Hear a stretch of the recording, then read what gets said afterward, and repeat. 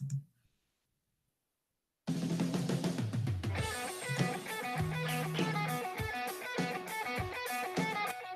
the Ghost Tactical Production Studio, welcome to Tactical Tuesday, streaming live on YouTube and simulcasting as always on GunChannels.com. To check out our entire lineup of videos, podcasts, and live shows, please visit our website, www.ghosttacticalproductions.com.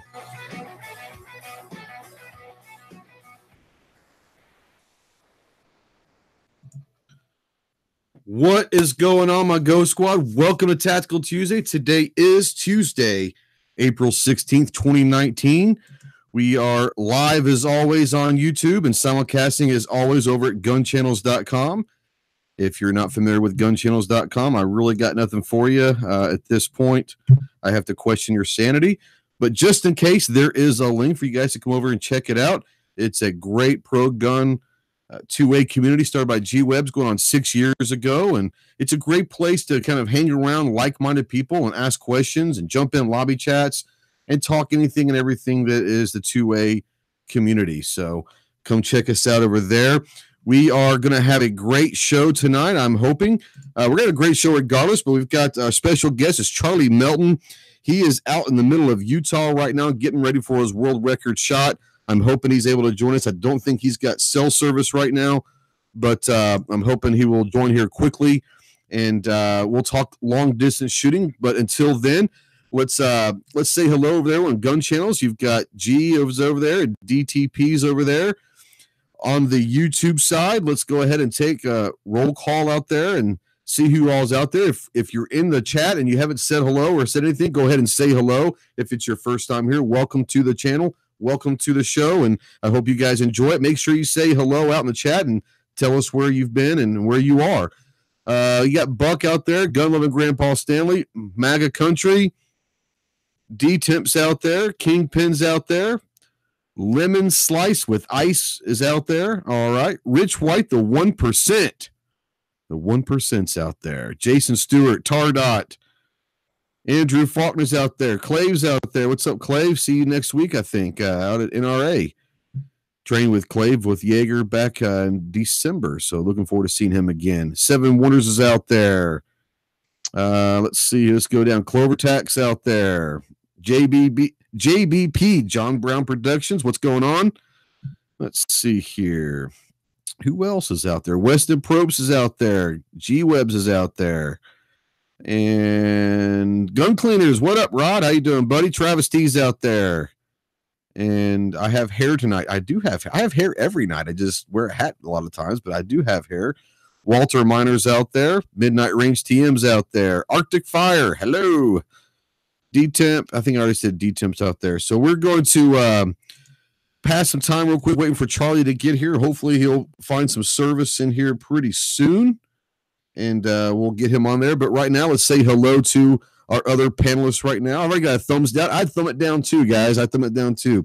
But sometimes connectivity and cell service is beyond my control. I'm a lot of things, but a cell tower is not one of them.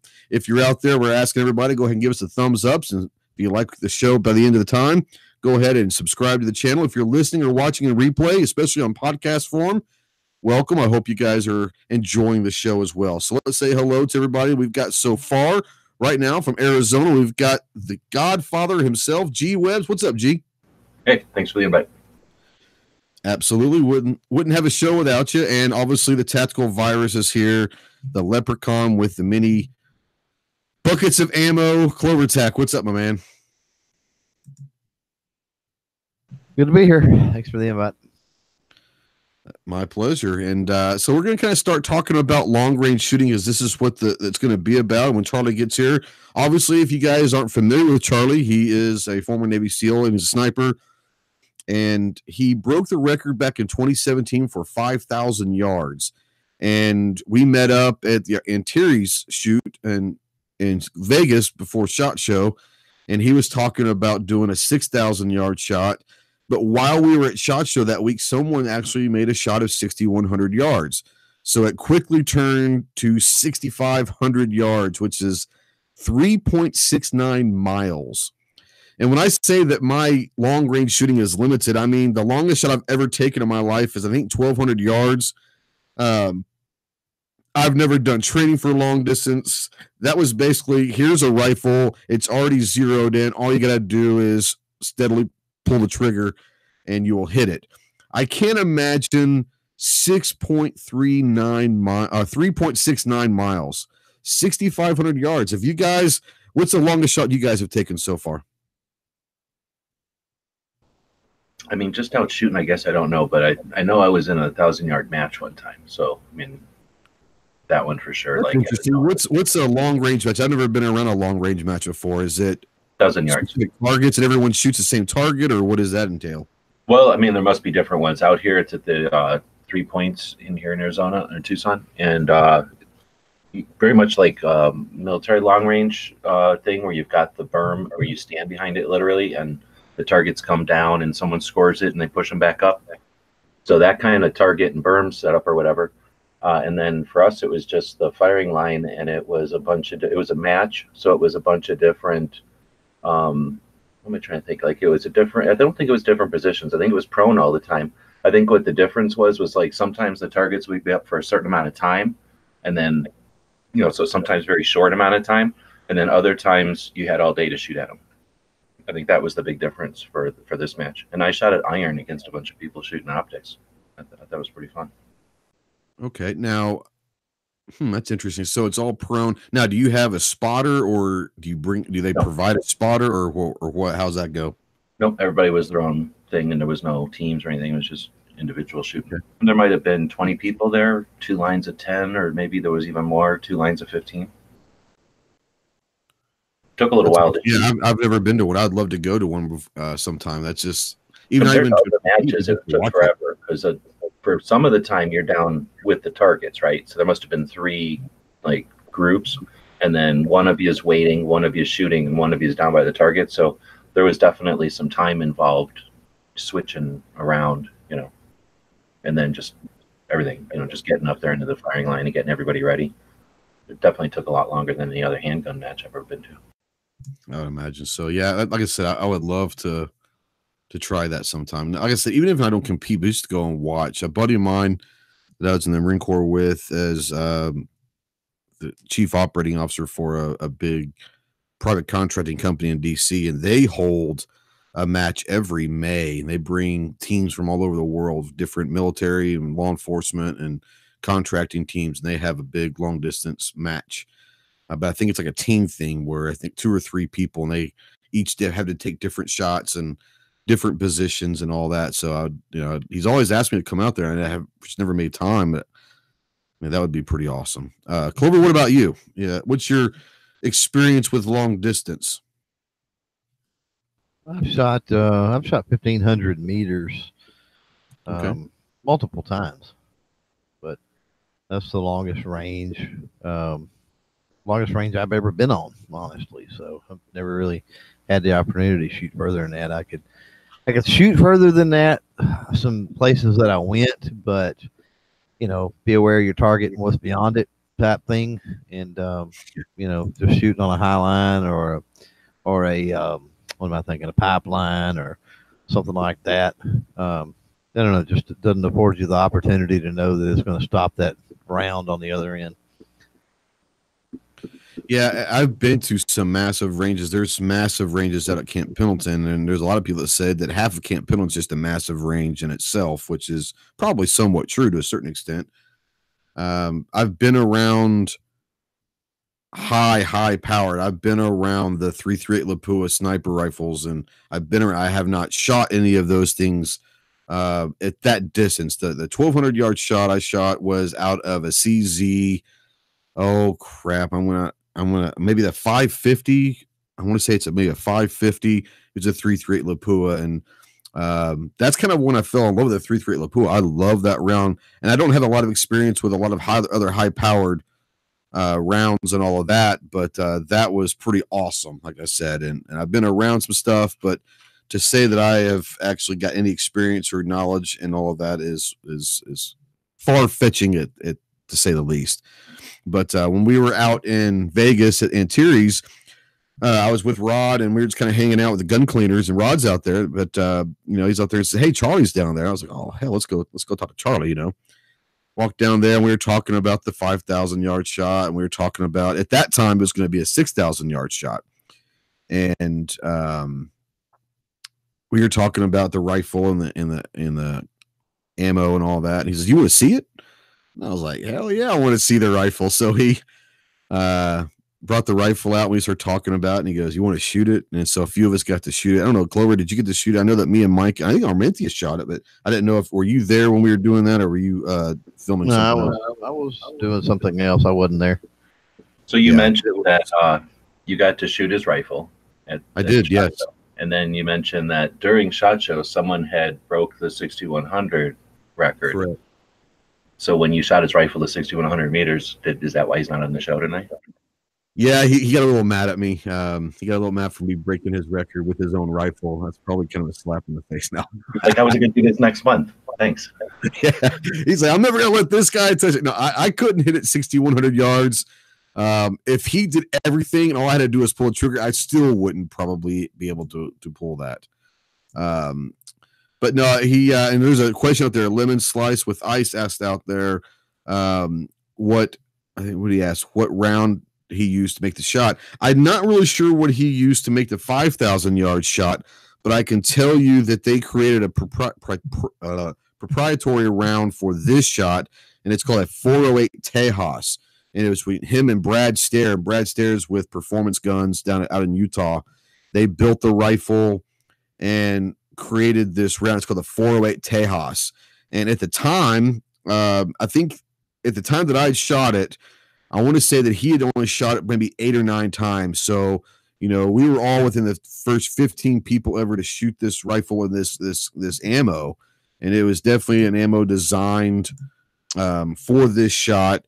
And Clover, I'm not sure. Do you know what kind of scope he's using? I'm assuming they probably had to custom design their own scope at that distance. Wouldn't you think?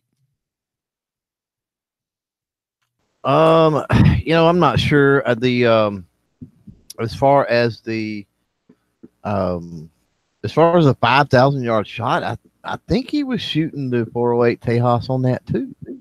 Yeah, and that's what Rod out there says. He shot the same round with the 5,000 back in 2017. Yeah. So. Yeah. I want to say that it took him, I can't remember what he said, 20-something shots to get from the first time he pulled the rifle out there to the time he hit it, getting zeroed and everything. I think like 20-something shots, which is pretty incredible when you're talking about 5,000 yards. And at that point, guys, an inch off is tens of yards off target down range. So, you can sit there and say, "I didn't flinch very much," but it doesn't matter at that yardage. It's pretty crazy. Right. The amount that you have to be aware of for it to be 6 inches down that far. It's like not even a micrometer could do that. It's crazy. Now I couldn't tell you. You asked about the optic. I couldn't tell you models because I'm not into being able to identify them by looking or anything like that. I can tell you it's Night Force. And Night Force optic is that what he's using? Okay. Yeah, as far as I know. Well, on the 5,000 it was, and I'm pretty sure that's what was on the one at Antares. Right. And then I don't remember seeing the TACCOM HQ Charlie Tarek device there at. Of course, y'all wouldn't have been able to shoot short range, and y'all shot fairly short range, right? At a piece of steel or something. I want to say it was probably 200 yards at the most. Yeah. So I'm pretty sure. I don't remember, like I said, seeing that Charlie Tarek on the end of the scope, and there wouldn't have been any reason for it that close. I mean, you wouldn't have been able to shoot that close. You'd been shooting in the dirt, literally. Yeah. But yeah, I mean, Night Force scope, and then on top of that, and if you're not familiar, go check out. And I actually did a podcast with those guys from TACCOM HQ. That Charlie Tarek is basically a periscope that sits on the end of your scope, because at those distances, you've got such muzzle elevation going on that you're literally trying to look through your barrel at that point. Right.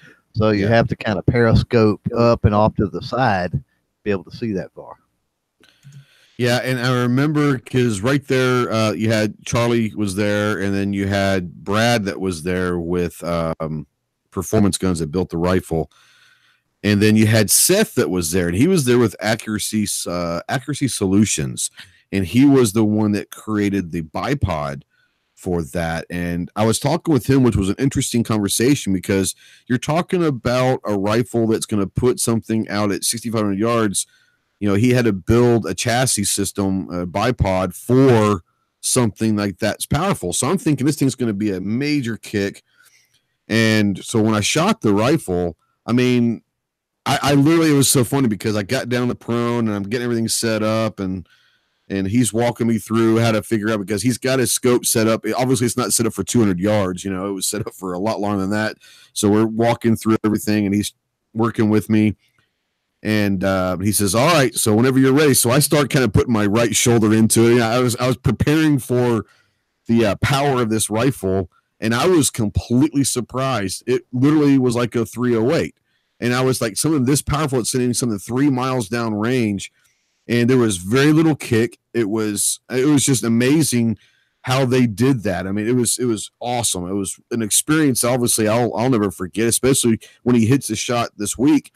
I'll be able to say I shot that exact rifle. So that's pretty cool. But yeah, I was really amazed at how they designed the rifle for recoil, and there was very, very little of any. I mean, like I said, it's at most a 308, which is pretty amazing.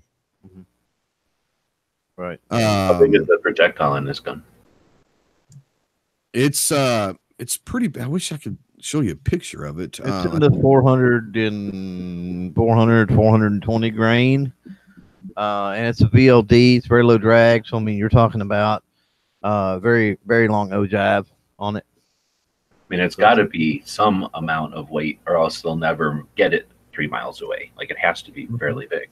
Yeah, and that's something that when you're talking long range, that's something that a lot of people don't realize is that, you know, the heavier projectile is going to do better. You wouldn't think you initially you don't think that, because you think, okay, if it's a smaller projectile, more powder, it's going to go faster, therefore it's going to go longer, blah blah blah. But when you start talking about carrying out on a long distance like that, you know, heavy is better.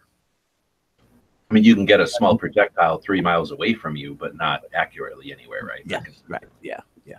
Yeah, you could get something out there, but it's not going to be effective at all at that point. I mean, you know, it's incredible to sit there and think about that. I mean, just the thought to me, and I know there's a lot of people out there that are extreme long distance shooters, and it's probably, you know, obviously 6,500 yards is 6,500 yards, but there's people that shot 3,000-4,000 yards, and it isn't anything to them. For me, that's just a whole new ball game. That's a whole new thing that I am not familiar with. And I mean, let me ask you guys this.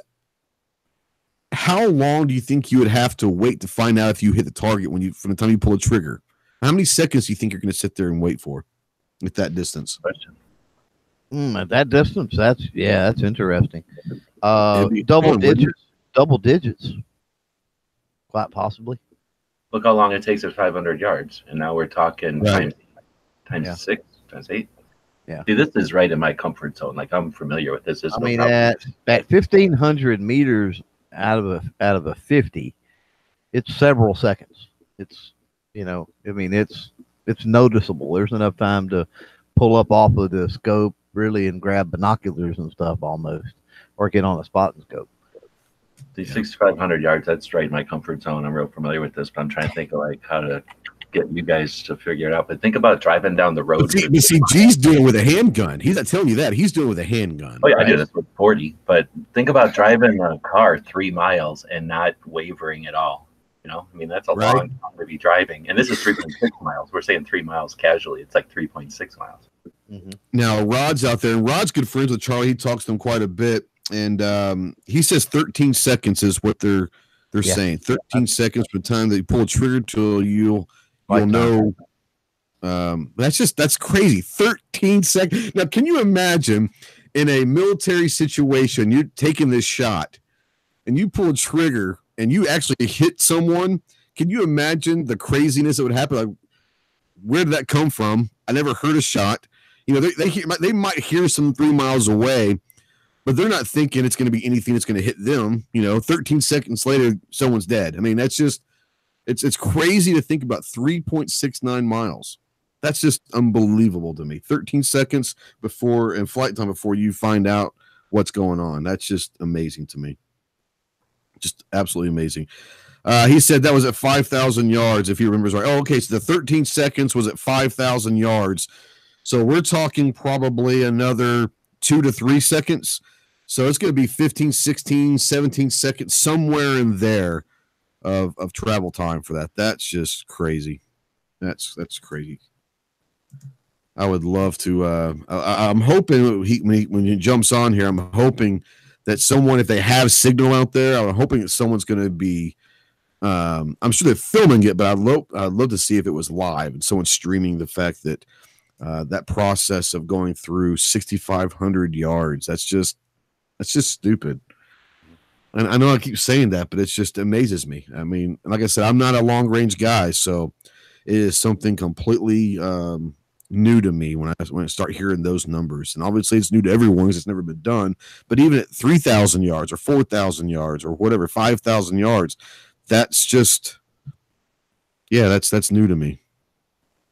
Now it's not like people haven't figured out, hey, I'd like to shoot 3 miles away, or like we didn't have the ability to set it all up in the past. But it sounds like, technology has got to where, I'm guessing computers or like knowledge or something got to where they could make a bullet and a system that can get a bullet accurately out to 3.6 miles. Right? Because I mean, back in the day, they would have wanted to do that. They just couldn't make machines to do it. Right. I wonder what kind of twist rate's in that rifle barrel to get something going that far. If you had a guess, what do you think it would be, Clove? Because you know more about that than I do.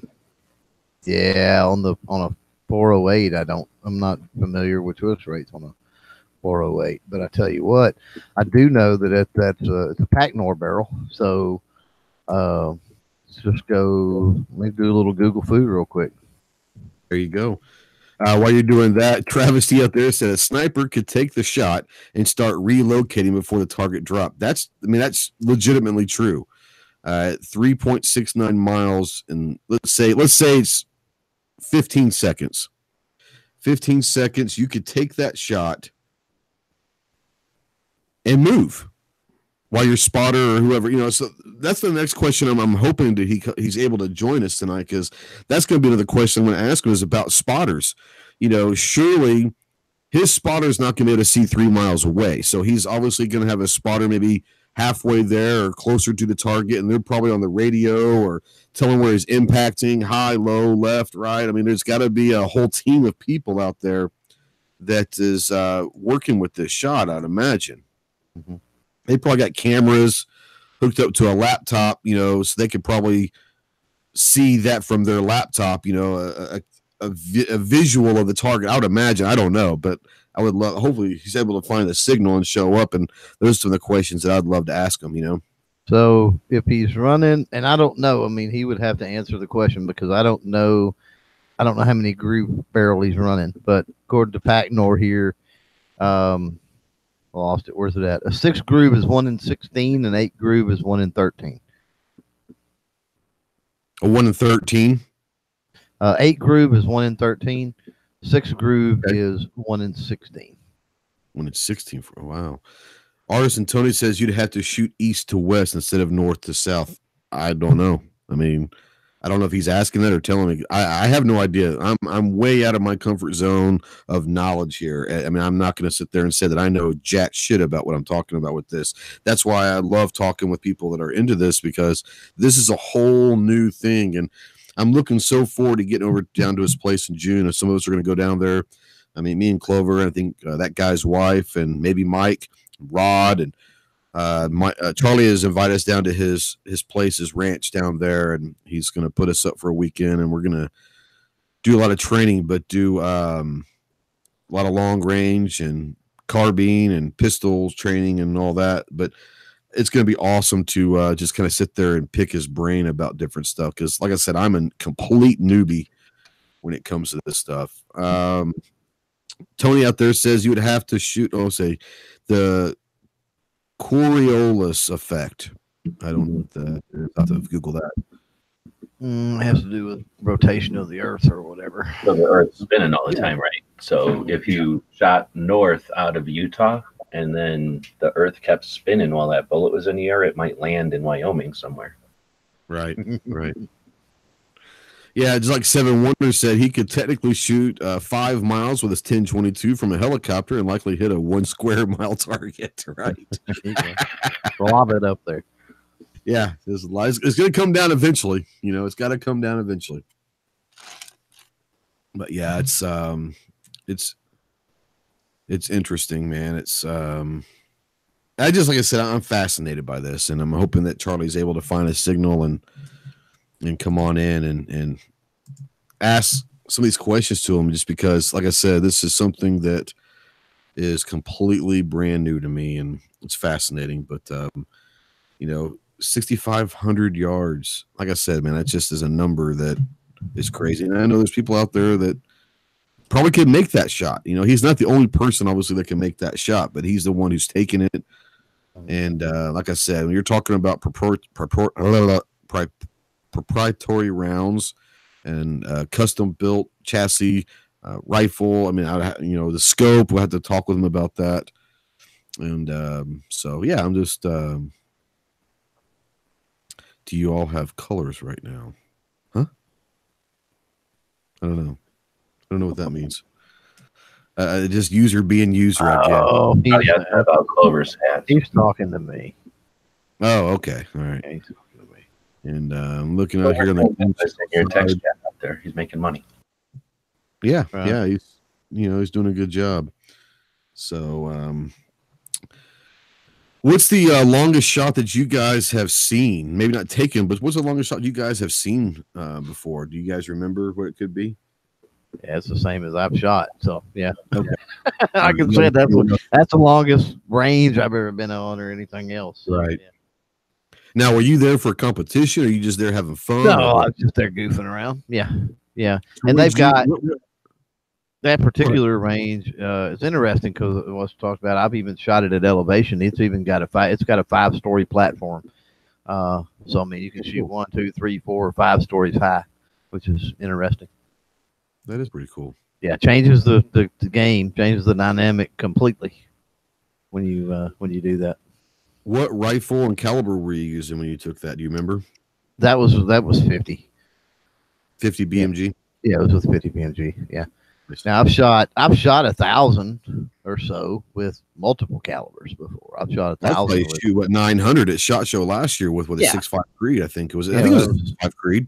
Yeah, 6.5 Creed. It was about 900.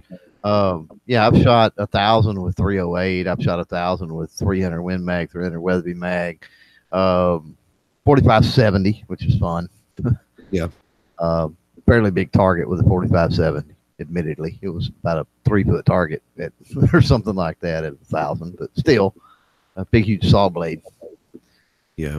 Bass Boy out there says 1,000 yards on a private range. I wish I had access to 1,000-yard private range. That'd be awesome. I'd do a lot more long distance shooting. My range I have is like 250. So, you know, Travis P11 out there says that his range, they have a long range competition every other week in the summer that goes up to 1,800 yards. And I ask you, my friend, why in the hell have you not videoed that before? That would be an awesome video, or go live from there if you're able to. That'd be awesome. You know, like I said, that's one of the things. I've got 2 things in my firearms life that I wanted to kind of get into this year. One of them was I want to buy a revolver. And Clover and I spent, literally, when I say this, we were talking revolvers for 3 hours one night till 4 o'clock in the morning. I want to get a revolver, and I want to maybe start getting into long distance shooting a little bit. I think it'd be fun. Let's see here. Unknown user out there says, what's the longest shot any of the panel has made with iron sights? G, let's start with you. Iron sights. What's your longest shot? 1,000 yards, I guess, like Clover said, shooting at the match or whatever. That was iron sights. Okay, cool. Clover, about you? Iron sights? Yeah, same. It would be 4570. I don't have a scope or anything on that 4570. So yeah, about 1,000. The longest shot I take with iron sights is back in the day. Now they don't do that anymore in the Marine Corps. They usually have scopes now. But back when I was in, we qualified at 500 yards iron sights, And yeah, so my longest shot with iron sights is 500 yards. And like I said, I've taken a 1,200 yard shot, but that was obviously with an optic with a scope on there. But my longest that I've ever taken with irons is 500 yards while doing qualification in the Marine Corps back in the day. So that's my longest one. You corked me on the longest shot though that I've seen.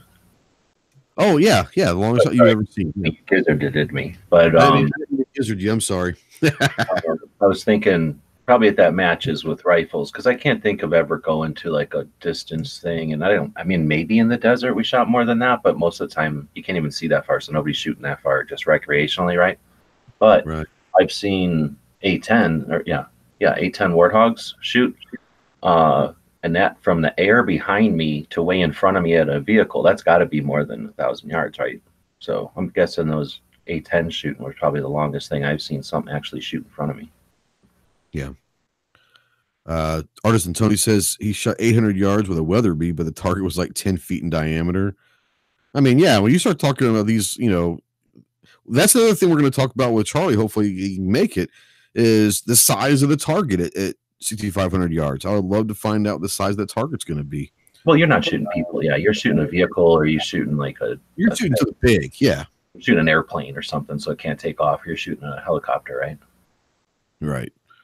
I mean, a helicopter on the ground, like you're shooting stuff. You're using that like as an anti-material. I'm assuming, because that's pretty tough to. Because by the time you'd be able to take a follow-up, you would never. You'd have to shoot 3 or 4 in a lob to know if you even hit. Right. Going down here, I carry my revolver, says 2,000 feet, which is what, about 350 yards roughly? Is that right? No, 600 yards. I guess about 600 yards, 650. Okay. 2,000 feet on a 6-inch plate with a mini pug.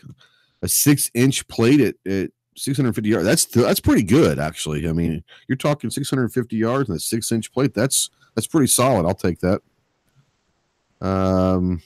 Yeah, Travis said it's called the Steel Gong Challenge. I mean, I'm serious, man. I would love to. I'd watch that. I'd watch the hell out of that video or live stream. That'd be awesome. I'm sure there'd be a lot more people that would be interested in that as well. Let's see here. 7 Wonder says he can shoot about 25 yards in his backyard.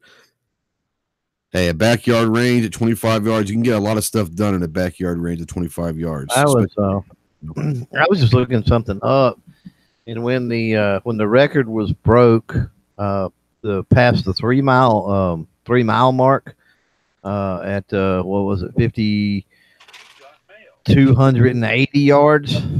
That was a 30-something inch target. 30-inch target. Okay. Oh, I'm sorry. Let me take it back. I'm dyslexic. It was a 53-inch target. 53-inch target, and that was at 5,280. That's as wide as I am tall, pretty much. So that's crazy. But that's crazy. That's a big chunk of steel or paper. Yeah, or whatever. I would imagine it's probably gonna be a little bit bigger for this, obviously. So maybe even a 60-inch or something. Yeah, and you got to realize, I mean, even people talk about if you can hit something like a 5-gallon bucket at 1,000 yards. I mean, that's pretty doggone good. I mean, you're entering into MOA, sub MOA territory with something that size. So before you go off the deep end and holler that 53 inches is cheating or entirely too big, think about it for a minute. Right. I carry my revolver. Obviously asked a question about the revolver. He says, what revolver are you thinking about getting? And we went through so many. There were a couple Smith & Wessons that I really liked.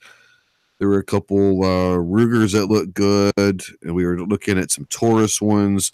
I'll probably end up getting, what was that one Smith & Wesson that I love? They don't make anymore. Night Guard. The Night Guard. That thing just looks badass. Was that 357 Magnum? Was that 38 special? Remember? It's a good question. I don't. No, it wasn't. I'm pretty sure it wasn't 38 special. Yeah, I'm pretty sure it was 357. That's the one I'm looking at. I'm looking at 357 is what I'd like to get. So, well, when you said that you got all your advice from Clover Tech, I was afraid that you were going to end up saying something like single action. Yeah, it's a 329, and a 329, I think it was a 44, wasn't it? Was it 44 special or 44 mag? Both. Okay, shoot both. Okay, yeah, I don't remember what it was, but that was the one because I it sounds weird. I want to shoot a revolver, but I'm kind of into the way the revolvers look. I want a shorter barrel. I don't want a big long barrel. I want it to, I like the black on black look. I think it just looks badass in a revolver. And that was, we went through a bunch of them. We were looking on, just Googling different pictures. I was looking at, he was telling me about, hey, go look at this one. And there was several, the 686 and all those obviously are up there, but that one was, you said the Night Guard. Is that what you said it was? Yeah, 329, Mall 329, Night Guard. Yeah, that one kind of caught my eye. So that's kind of what I'm looking at. I mean, I haven't really gotten to the serious of actually buying it yet, but I do want to, before the year is over, I do want to get a revolver. Like I said, my very first handgun that I ever bought, I bought it used from a buddy of mine, was a Smith & Wesson. Some people call it the original M&P. Some people call it the Model 10. But I bought that, and I didn't like it.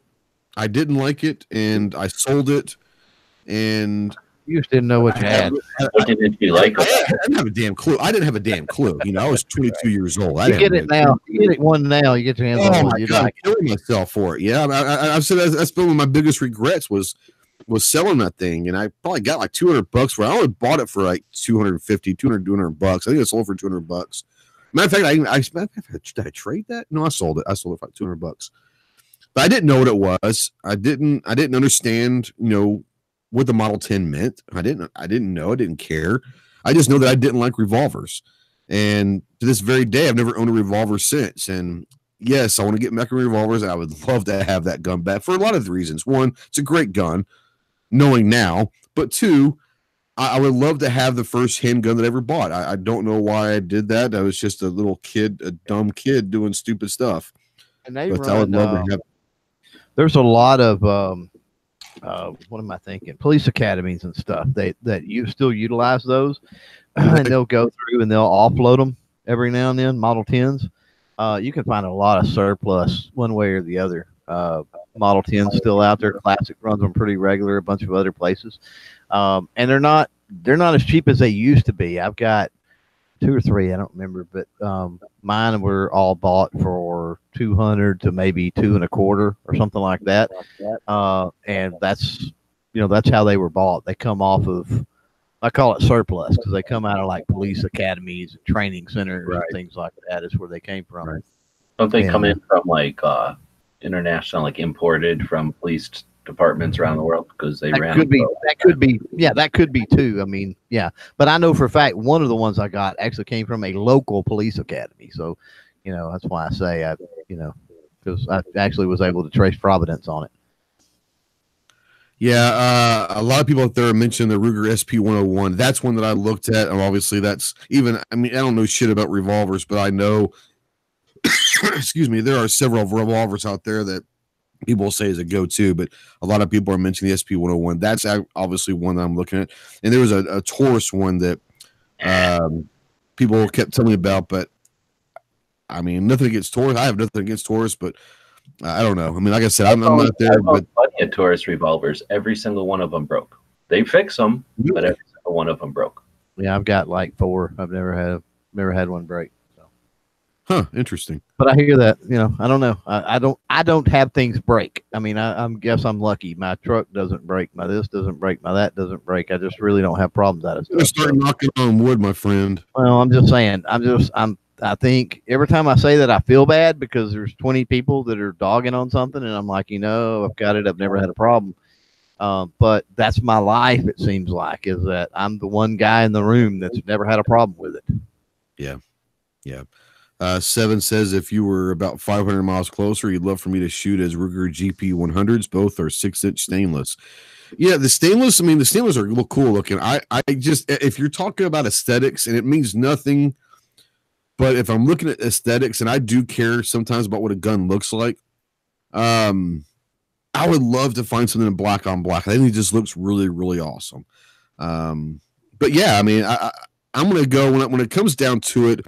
Luckily, my local gun shop's got probably 100 different revolvers in it, so I'm sure that I'll go out and and shoot a couple. Now Buck out there says he's got a Ruger SP101 and 357. There you go. And we shoot together all the time. So maybe next time we shoot together, yeah, if you can bring that, I'd love to shoot that. Travis T says he'll occasionally carry a Taurus 605. I don't know what that is. Let me go check that out. A Taurus 605. It's a revolver. Yeah. Well, thanks, G. Appreciate. That's a sexy little gun. That's not bad.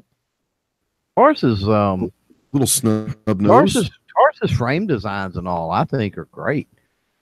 Yeah, they're very stylish revolvers. Yeah, they are. They always have been. They kind of copied Smith in a way. Kind of. Well, I mean, they were kind of tied in there, weren't they, at one time, G?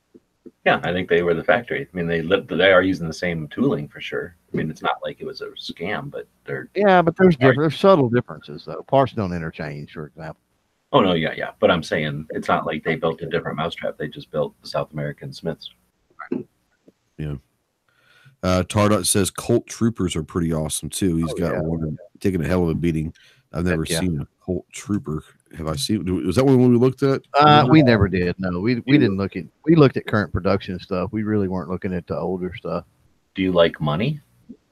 Yeah, right. If you like Colt Troopers, don't want it. Don't expect to have a Colt Trooper and. Do they still make the Trooper? Okay. I don't know. It's just all Colts. Might as well put a cent sign in front of that Colt because that costs money. I won't tell you, Detective Special is a cool Colt. What else you guys got out there? If you guys are out there and you have a revolver, show me some love and put it in the chat over there and kind of give me some ideas. Go historic, man, and go with the Nagant revolver, man. What you need. Are you going to the range with it to shoot it, or are you going to carry it around? I probably won't carry it. If anything, it'll be a truck gun or something. I won't carry. I don't like, a 5 or 6 in my carry gun, so I will definitely probably not be my primary carry. It might be a backup gun or a truck gun or something like that. More important, honestly, I'll probably just take it to the range and have a good time with it. And get a 5-inch or bigger 357. Period. Or a 44 Magnum, same size, if you really want to just shoot fun. Yeah, I don't mind a 4-inch. I think a 4-inch is a decent size. But yeah, I don't going smaller than that. They're not quite smaller, but he sounds like he wants like a big bull barrel fun revolver. And if you're going 44, definitely get a 5 or bigger. If you want a barrel. But if you're taking it to the range, you're not going to carry it, then get a barrel. I mean, the barrel is what makes a revolver fun and easier to shoot, look cool. Yeah. Pete out there says he got a brand new shield today, 2 mags, and the sights were way off. Was it new? I mean, you say brand new to you or brand new period? The sights were way off. How many 8,000 yards was he shooting this thing? Right. Using this my price range. I mean, I don't have a problem spending up to like $800. You can get I'm not going to go and find something just cheap. Now, if I can find a good gun for $400 or $500, obviously. But I mean, if it comes down to it, I'm not going to skimp on something like this. Like I said, this is something that's new to me, and it's something that I want to get into. So I'm not going to just go buy something cheap, but I don't want to spend more than I have to. Oh. But I mean, I think if I can get something for like around $500, I don't know if that's a possibility. Like I said, I don't know the price of the revolvers, but $500, I would love to do something like that. Well, one of the things I was going to say is that, when you're looking at revolvers, this is my approach. I cleaned up with revolvers back during the 2013, the scare, because everybody was dumping their FUD guns, right? Because they had to have a Glock or an AR-15. And I was like, screw the Glock or the AR-15. I'm going to buy these $1,000 guns that these people are selling for $300 because they're trying to dump them to get a Glock, So it look for opportunities like that, obviously, to pad your collection with some cool stuff at really good prices. But then another thing that kind of stemmed off of that, I noticed later on as the scare kind of subsided, and gun shops started popping up, and you've got staple gun shops, and then you've got these fad gun shops, is what I call them. It'll pop up, and they'll last for 2 or 3 years, and they'll go away. And a lot of times these fad gun shops are into the tactical the M&Ps, the AR-15s, the Glocks, the whatever, and that's their clientele, and that's the people they got coming in. And so occasionally they'll get a revolver on trade-in, and they don't have the regular clientele really to turn that. And so they'll market at a really, really reasonable price. So check out those shops that seem a little more on the tactical edge, of things too, because sometimes you can get a really good deal on a FUD gun in those places. Yeah, I didn't think about that, but that's a good idea. I mean, so do you think that if I had, let's just say this, let's say I had a $500 budget for a revolver, are most of the guns that we're talking about at this point going to meet that, or do I need to start thinking maybe $700-800? Well, in the used market, especially or lightly used or something, yeah, I mean, your $500 is not an unreasonable price either way. So that's 800, a lot more options for newer guns and all of that. Yeah, it will. But I mean, $500, you can get into a lot of nice revolvers for $500. Okay. Like I said, now, not if you've got $500 and you got to have it tomorrow, and you jump online or something, probably not. But if you're patient and you ride it out, and it's like, well, when I run across a decent buy, and I would say if you frequent several gun shops a month or something like that, or even several gun shows in a couple months' time, you're going to find something. Yeah. Now, Chloe, there's something that you might actually have something knowledge about that I don't, but Seven was saying that his Ruger Mark IV was way off as well, had to lift the back sight to the max and stretch the spring to make it on. Get for buying a Ruger Mark IV. I don't know what to tell you. I mean, the buck mark's right there next to it in the 22 long rifle category. In fact, you got to pass through the B's to get to the R's. So I don't understand why anybody would do that when they got excellence right there. It's the very first thing they see, but so be it. Oh my gosh, throw in the pocket a big buck mark. He's in the pocket of Buckmark, Tandem Cross, who else? Oh man, there's too many to list at this point. There's too many to count how many people are on the Clover Tack train at this point.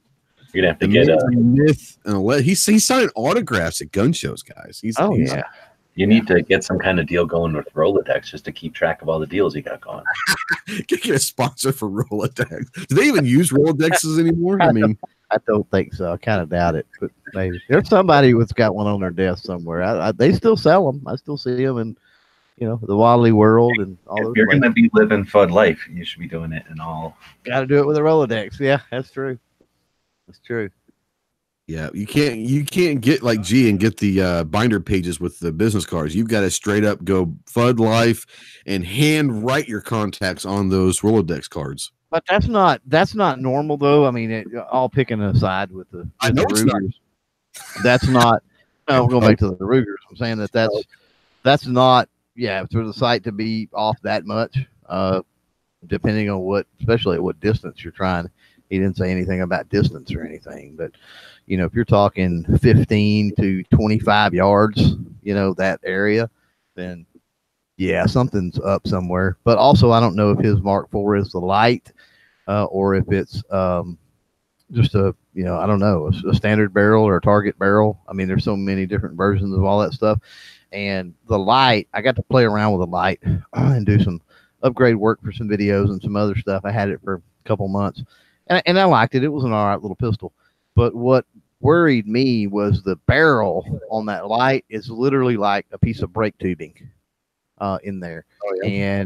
And to me, that's too much opportunity for there to be a bow or a warp or something weird going on where it could potentially shoot weird. Yeah, I don't have.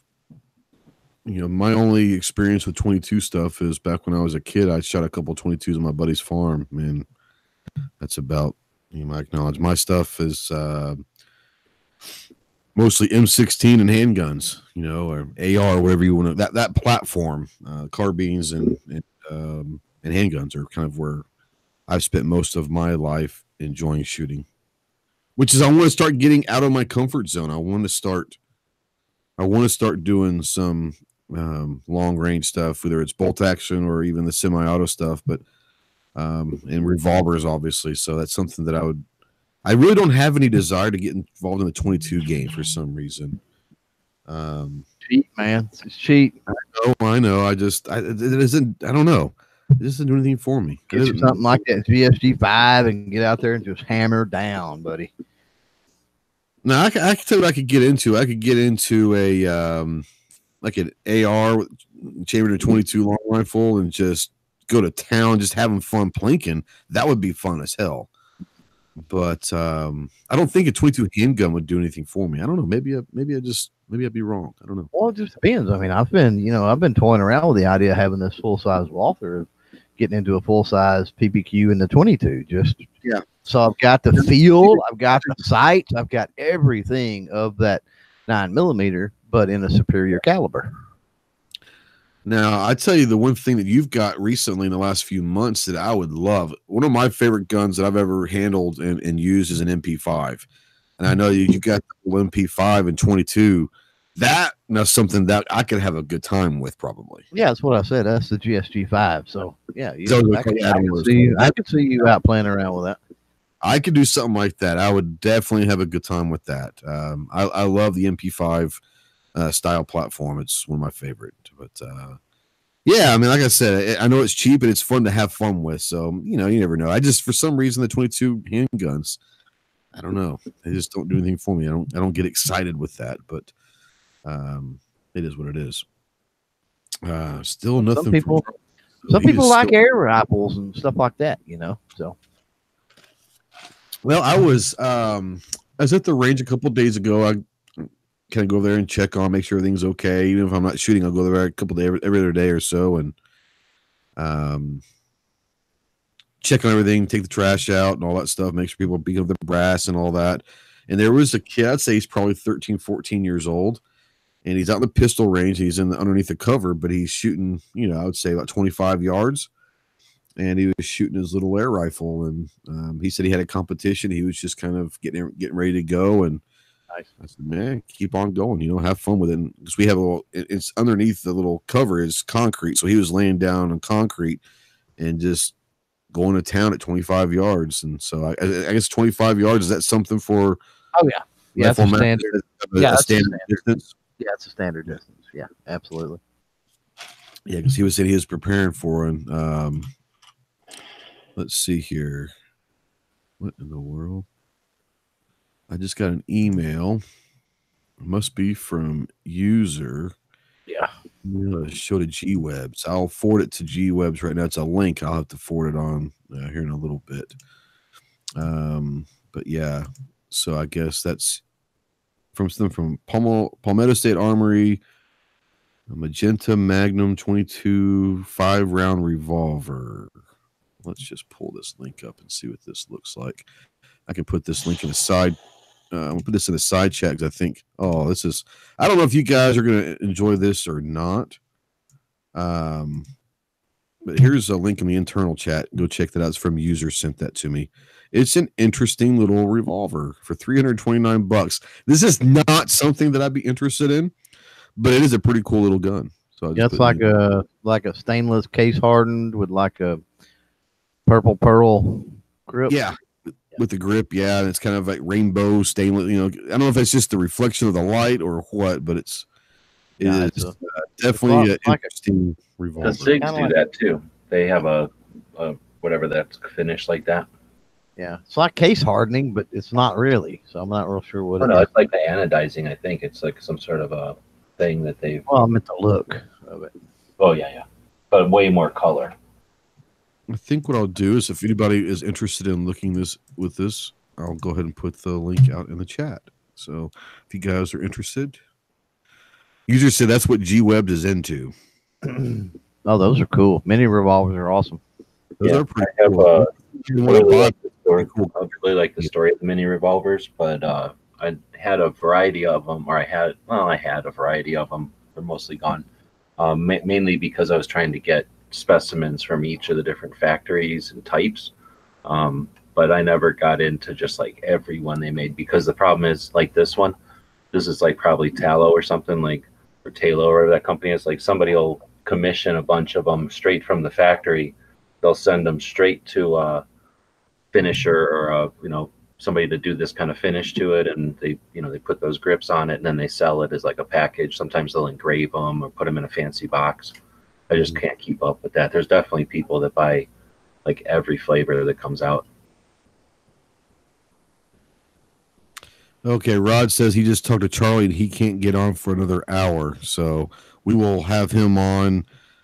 Maybe try to get him next week after the shot. Yeah, I sent him a couple texts and he hadn't been able to respond, so I figured he is. I know he's already out in Utah preparing for the shot.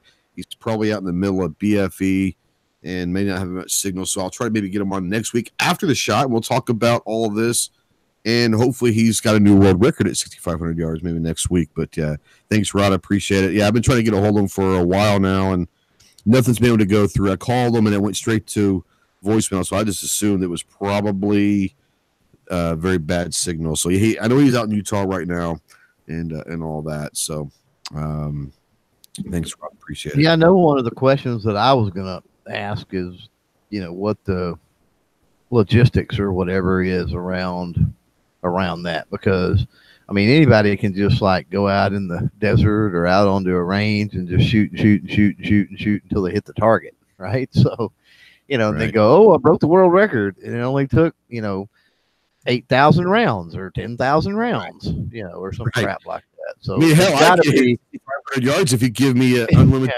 ammo. Right. There's got to be some kind of stipulations to it, like you can only take this many shots, and then if you don't hit it, then you got to wait so many days or something, or there's got to be some type of stipulation to it. I mean, I would have to imagine, you've got a time limit maybe, or I don't know. And that's one of the questions I'd love to get a hold of them and ask them. Maybe next week we'll get them on and ask what the stipulation is. I don't know if this is the Guinness Book of World Records or what, but what are the parameters that which they have to work within? That would be awesome. That'd be awesome.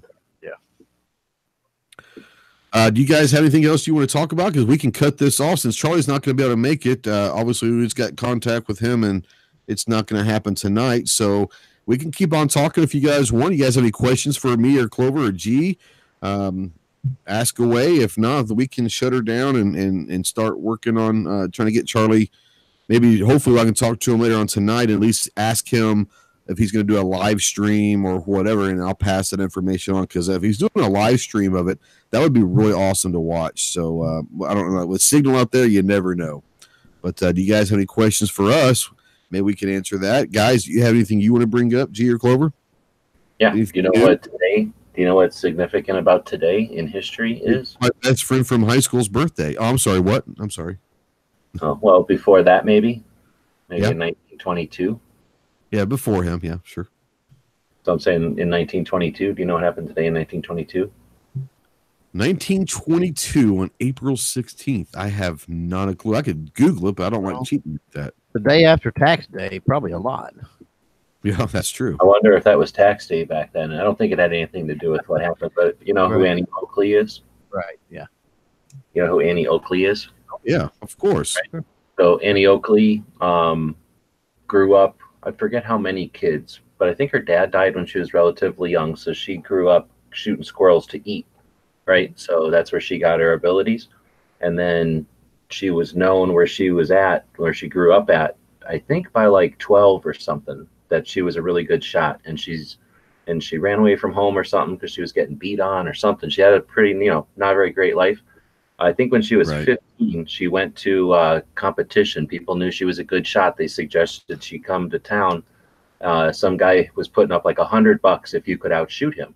So she outshot him, and then they got married, and then they started going around being the shooting competition couple. They would go around doing exposition shoots, right?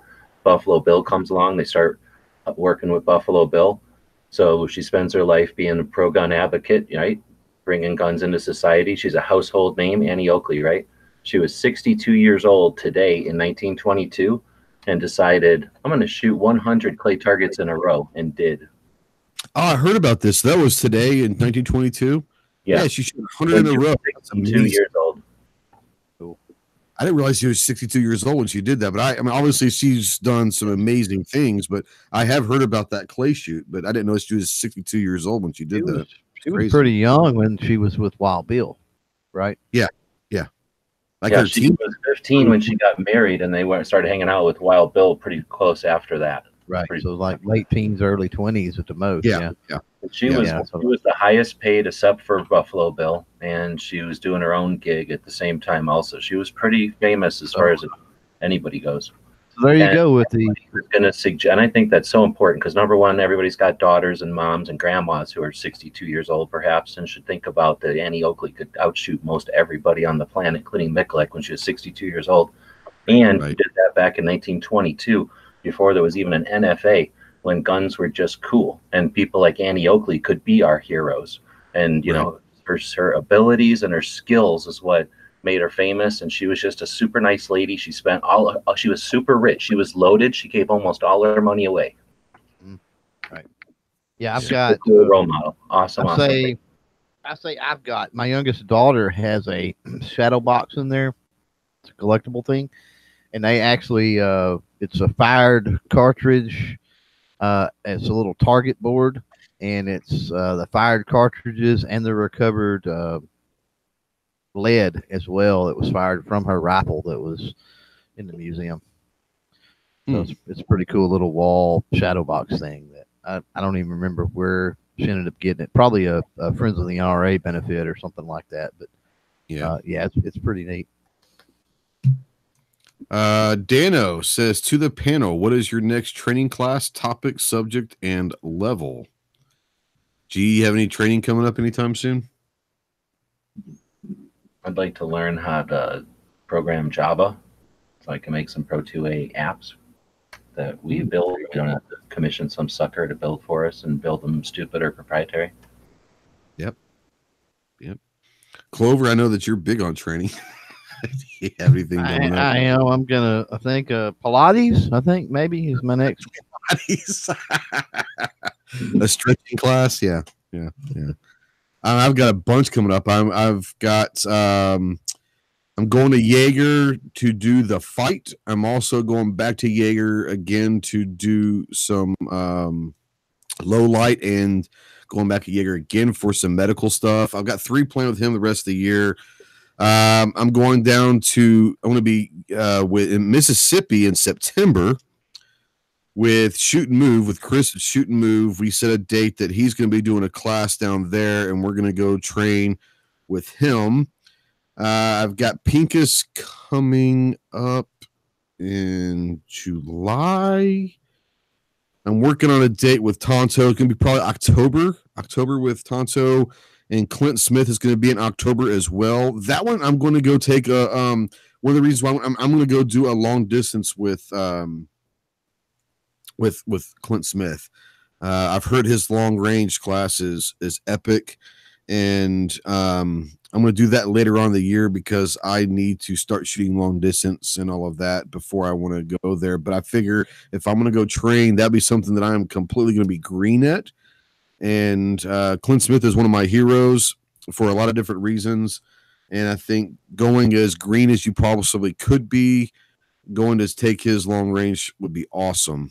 Now, what long range? What kind of long range are we talking about? And do you have the rifle for it? I think. Well, I don't have the rifle for it, so I'm going to have to get a rifle for this. I think they said it goes up to. I can go here real quick. Here, let me go over here because Thunder Ranch, because I don't want to misquote it.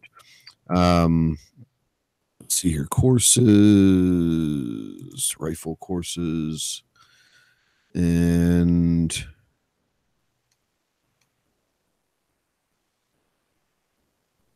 let's see here. The one I'm looking at is the high angle rifle training, the Heart.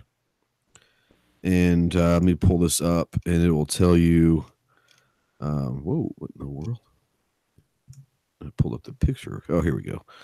Let's see if I can go. You must be physically fit and capable to hike at high altitude for extended periods of time, carrying your own rifle, ammo, gear, and water. I think that'd just be freaking awesome. 2 days. Students should come to class with 100 yards zero already established with their rifle with the same ammo. It's a 4-day long, 500 round, and it's not.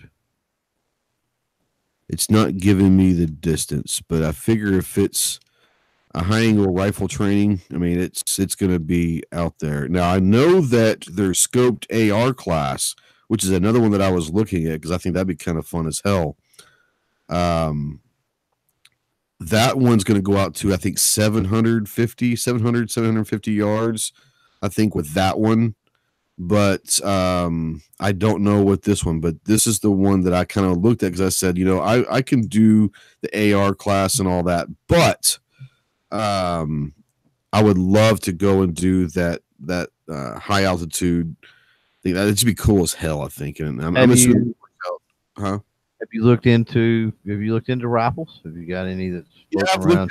Stuff. I'm at the beginning point of that, but I'll need to start getting here pretty soon to kind of start being familiar with it. I would love to get a 338 Lapua just because I love that, but I don't know if you're talking some big awful expensive to train with.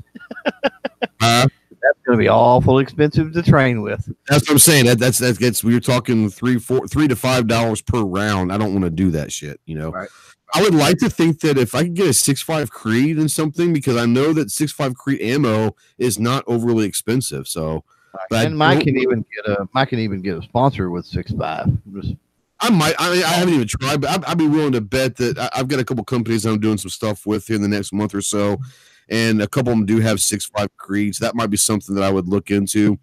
But I don't know. I'm assuming that 6.5 Creed could go out and touch whatever he was wanting to do. Oh yeah. But and I know the ammo for that is pretty inexpensive considering. So that might be something that I look in as a 6.5 Creed probably. Right. Yeah, 6.5, anything like that. 6.5 Creed, or even if you're talking 300 Win Mag or something like that. It's not going to be cheap ammo, but it's certainly not 338 Lapua either. And let's see here. User asked me if I have any hats for sale. I've got one. I have one left. If you want it, then I'll hold it for you. It is a trucker in brown with the outline is kind of a white logo, but it's a brown trucker cap. I don't even like that for the summertime. If you want it, let me know, and we'll work out a deal or something. But if you want it, that's my last one. I've got an order getting ready to be placed for like the summertime hats, because it's the trucker caps might be cool for summertime, but I've got some summer colors and all of that. But that's the only one that I actually have left in stock is that one. So if you're interested, let me know.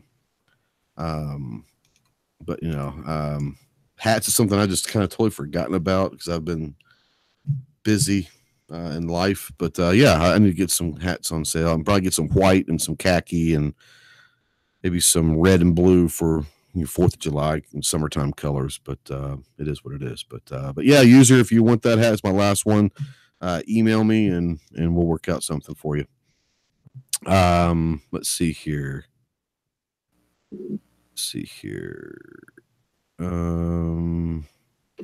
Hiking with, okay, so Kindle out there says hiking with your AR-50 at 34 pounds. I'm out. That's the part of this train. That's kind of goes back into some of the stuff that I used to love. Usually the hats cost $20. They'll cost $20 when I get some. I'll let you know when I get some new colors in, and I'll let you know. But they cost $20. I think that's why I decided to go with that one. Is I like the idea of going out for 2 or 3 days and kind of camping out and hiking up and down mountains of Oregon, because it's beautiful territory up there. And yeah, it's going to be hell with the rifle and ammo and all that, but that's kind of, I mean, I can go get training anywhere from anybody anytime I want. But if I'm going to go to Oregon and spend time with Clint Smith, is there a better time than camping out for 2 or 3 or 4 days with Clint Smith with your rifle and ammo and swapping stories and all that? I think that's kind of what intrigued me about that one is yeah, it's physically going to be a pain in the ass, but I think that's going to be something that would probably be one of my favorite classes I've ever taken. And I've taken a ton of classes in my life, but I think that one would probably be an awesome experience. That's kind of why I did that. Yes, it's going to be very, very heavy and very, very grueling, but that's kind of what I'm looking forward to is the grueling side of things. I think it'd be awesome. That's just me. Have you guys ever done anything like that where you've hiked up with your weapon and ammo and camped out and done something like that? Nope. Yeah.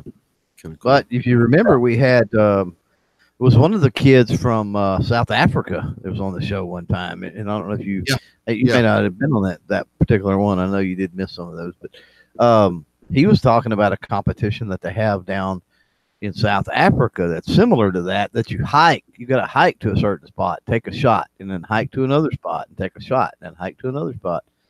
And I thought, wow, that's a cool competition. They have that in Utah. I've seen people do that one in Utah. Yeah.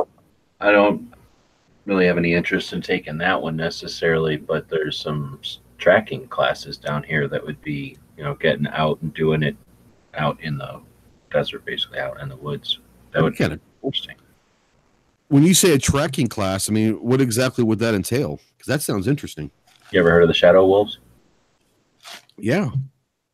So the Indians and all their tracking skills from being Indians or whatnot, from hunting and whatnot, they apply those to law enforcement. So it's basically the guys that have learned from the Tohono O'odham Indians down here who were used to this environment in the desert. And then they've applied those skills to tracking in all different kinds of environments.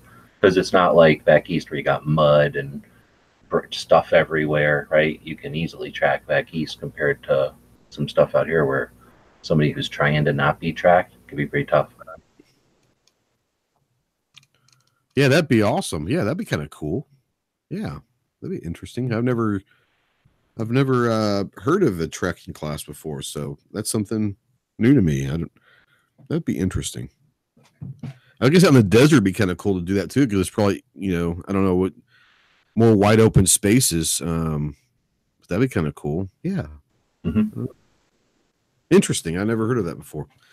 And then obviously we're gonna. I forgot. I've got a couple more to training classes, but obviously we're talking about Charlie, and we're gonna go down to Charlie's place in June and spend a weekend down there and stay at his place and do some pistol and some carbine and some long range training with him and cook out and have a good time. I said me and Clover and that guy's wife, and I think Mike might be going. I'm hoping that Rod will be there from the Gun Cleaners down in Texas, and that's just something that I'm really looking forward to get out and do all that. So that's one of those that I'm looking forward to. I'm looking forward to all of these, and so I'm trying to go every class be something different. Medical training, some handguns, some carbine, some long range, some force on force, some low light, trying to get the gamut of everything that's out there. With one of Tonto, I'll be doing an active shooter class, which I think would be a really cool class. I'm looking forward to that one as well. I got a question and a concern, I guess, more than anything. Sure. So let's say you're still planning on going to Tulsa next year in like April, let's say. Uh-huh. You're still planning to go to Tulsa in April.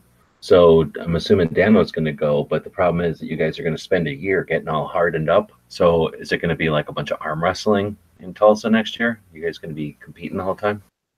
I can't compete with anybody. I'm a weak little man, so I don't. I feel like there's going to be a lot of testosterone in Tulsa, a lot of arm wrestling going on, a lot of stairs, a lot of stare downs. I'm afraid that I'd hurt him. He's too old. He can't hang. I don't want to be the guy that takes advantage of an old guy, So if he wants to arm wrestle, I mean, shit, I'll arm wrestle. But I would feel bad putting a retired, I don't know if he's retired, but I would say a senior citizen. He's got his AARP club, so I mean, he's a senior citizen. I'd hate to put him into the hospital for an arm wrestling match. I don't know. No, he needs it to stick shift when he's driving his Uber. Yeah, so he's gonna have those Popeye forearms, I guess. Yeah, I guess he's not listening. He's not paying attention to it. He's not responding. So they're talking about ticks and Lyme disease out there. They're acting like you can't get Lyme disease. Like Lyme disease wipes people out. Like it's bad. I've got a friend of mine. A friend of mine's dad, I should say, that got Lyme disease, and that was probably 10 years ago. And to this very day, he can't be outside in the sun for probably more than half an hour before it's bad. Yeah, it's really, really bad. He has to stay inside pretty much every day now.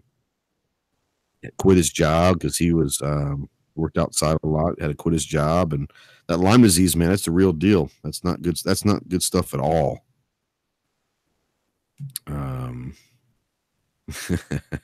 Dana finally acknowledged this.